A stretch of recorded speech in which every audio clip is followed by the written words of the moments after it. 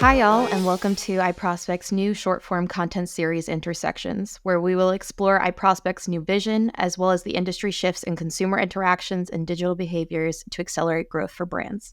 My name is Chelsea Radovanovich, VP of Marketing at Dentsu, and I'm beyond excited to welcome our first guests who will be kicking off this series with me. Liz Rutgersson, CEO, and Amanda Moore, Chief Growth Officer at iProspect North America. Thank you both for joining. Thanks, Chelsea. Good to be here. Thanks for having us. So before we dive into some of the meatier topics, I'm hoping you can just start by sharing a little bit about your roles and your focus and how you even got into the advertising industry. Okay, I don't mind starting. So my role is CEO of iProspect Americas. I've been in the media industry for about 16 or 17 years now. I started my career in performance media, specifically paid search. Spent a big chunk of time in the UK, based in London, mostly within media agencies of all sizes, really. And then I moved over to the States a couple of years ago to run media for Merkle.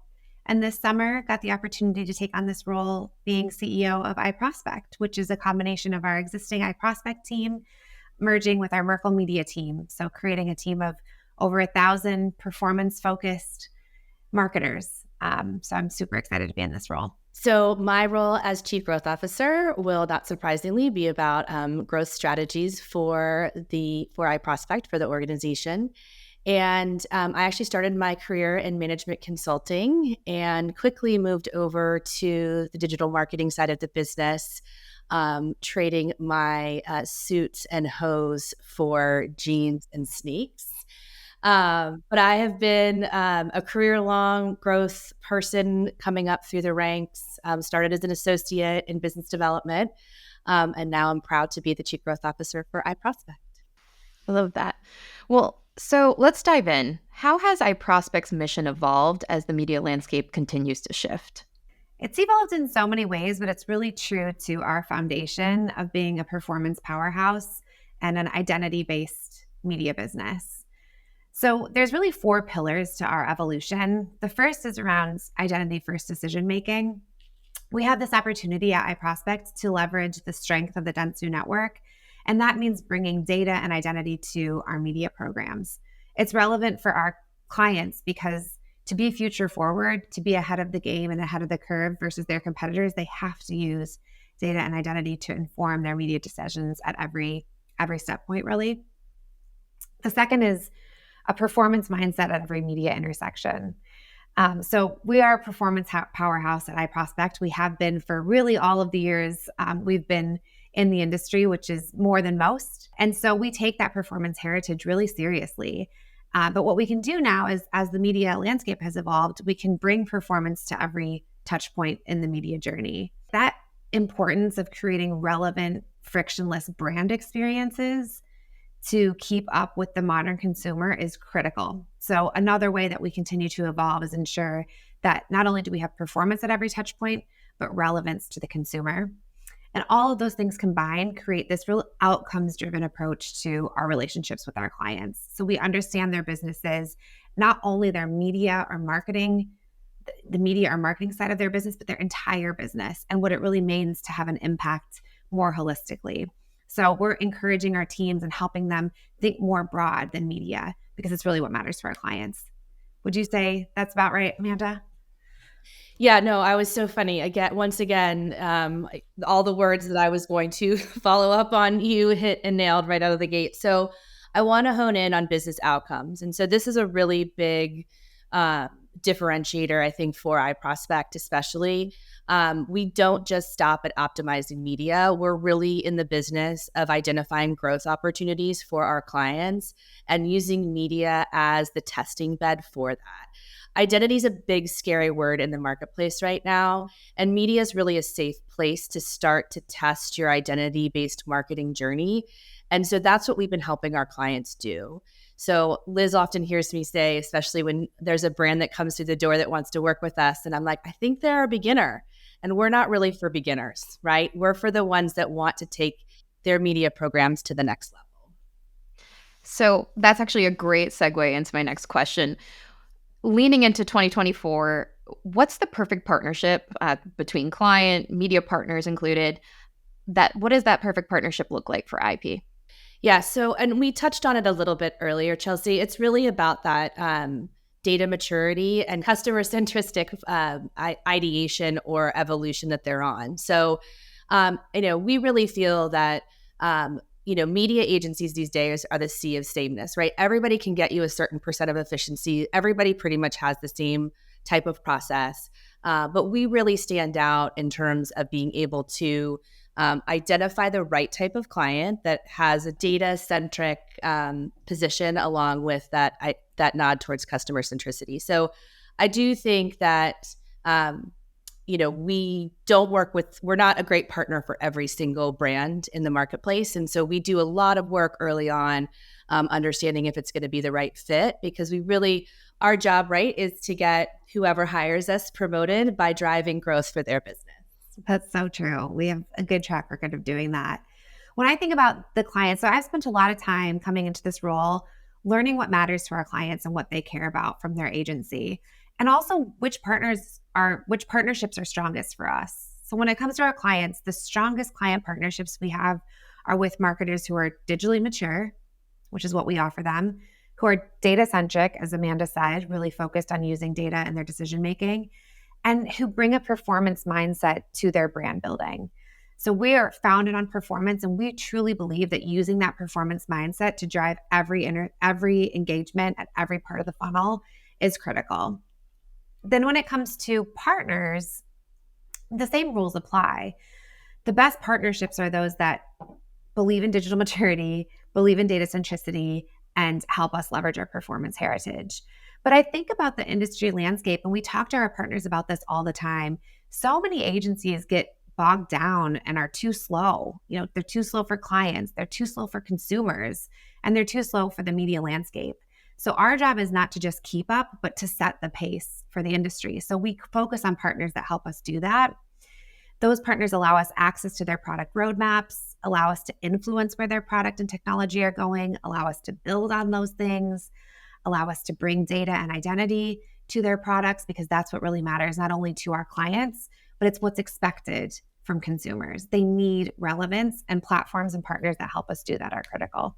Yeah. And if I might pile on just for a second, Liz, too, I think where we're unique in the marketplace too is that we actually track brand as a performance measure too. And so I think that's really important, because as a full funnel partner, yes, I think oftentimes people hear the word performance and they think lower funnel. And because we are full funnel and that we do have the brand metrics in place to be able to prove out the performance even at that brand level through our partnerships with the rest of Dentsu, I think is a differentiator. But again, this might be controversial, but we're not gonna do a Super Bowl ad. The Dentsu creative folks will do that, right? We're gonna actually help drive outcomes for your business, starting with media first. And as agency leaders, where will you be most focused in 2024? For me, I'm going to be focused on two things. One is ensuring that we're connecting brand and demand into one seamless customer experience for our clients. That is what the market demands, and something that we're good at and we need to continue to hone. And the second is leveraging identity in media. As you heard us talk about, it's so important to use and know how to use data, not only to impact media, but to connect the customer experience at every touch point. So we need to train our teams, we need to educate our clients and the industry and our partners to ensure that we're able to do that effectively. So I've got two big goals for next year, in addition to the big old number on top of us. So one is focus. And so that really is, oftentimes agencies can be wanting to be all things to all people. And so really making sure and supporting our teams and making the right decisions in terms of who we pitch and what business we go after, because I think that's really critical in order for our vision for the future to come to fruition, is really finding the right types of clients for us. Secondly is this is a new type of platform within the Dentsu media business, right? So we are bringing the strength and rigor of Merkle and their growth process into the media service line at Dentsu. And so it's a little bit of a test to see if it can be proven out. But I'm extremely excited to be here. Liz and I have worked together in the past. And so we're very like-minded in terms of our approach to both new business, existing growth, and the people that we choose to work with us. So I'm very excited. Those are amazing goals for 2024. What are some early benchmarks to success as you kind of guide throughout the rest of the year? Well, mine's easy. Go for it. It's pipeline. Go ahead. You Fair. Grow. I think, we're going through a time of significant change. That's clear. We're bringing together two huge teams, doubling in size. And integration is a big effort. So we're really focused on linking arms as a team, moving forward together as a unit. We're building a huge dream team of over 1,000 people. And so we need to have fun together. We need to have each other's backs, and we need to continue to be high performing as a group. And that's difficult to do through a big integration. So that's really my key focus. But the goals that we'll use to measure our success is what Amanda said, revenue growth, and growth is really our North Star. But growth comes in three facets for us. It comes first and foremost for our clients. We need to ensure that through this time of uncertainty and economic challenge that we are growing our clients' businesses and having a big impact. That's what they expect from us, and that's what we aim to do. Growth also is important for our people, of course. We live in a challenging environment, highly competitive market. And so we need to ensure that our people feel that they have opportunities for growth and expansion of their career. Doubling in size and creating a bigger platform allows us to have growth for our people. So that's hugely important. And then, of course, growth for our business. So we're measuring ourselves against all three of those things, both separately and together, to ensure that growth remains our North Star and we're performing against that. So I'm going to pivot a little bit to the industry. What's one thing you think the industry needs to talk more about as we get to the new year? Identity. It's the age of the cookieless future has been upon us for a long time, and the best, most mature marketers are preparing for that already, but there's much more work to be done. So I want to hear more about how our clients and those in the market are leveraging identity in their media. Yeah, I'm looking forward to the market rebounding and marketers feeling courageous again. I feel like they've been very shut down in terms of let's just do the baseline, let's not rock the boat, but really looking to test new opportunities through identity primarily, but other ways as well. I just think that's, I'm looking for the courage next year. And personally, what are you most excited for in your new roles? Well, I'm so excited to be working with Liz again. She and I, when she came over to the States, I was her growth officer within Merkle Media, and it was just such a thrill to have such a like-minded leader in the business. And so I'm really looking forward to that. I'm also looking forward to proving our process in terms of how growth operates as sort of a new model for Dentsu. Well, likewise, obviously, so excited to work with Amanda. Can't imagine a better growth partner. With our North Star being growth, we have to have a strong growth partner and team, and she absolutely brings that. We just spent 2 days offsite with the leadership team, which included, leaders from both sides of our business as we're coming together. And I am so inspired by this team. We have the strongest team in the biz. I truly believe that. And we're really already working together so seamlessly. So I'm very inspired by our team. The other thing I'm focused on for next year, my primary focus for next year, is spending time with our clients. We have an incredible roster, and they're consistently challenging us, and we love it. So I want to go deep into their business objectives, ensure we're not focused just on media KPIs and outputs, but their entire business and the outcomes they want to achieve. So I can't wait to spend more time with our clients next year.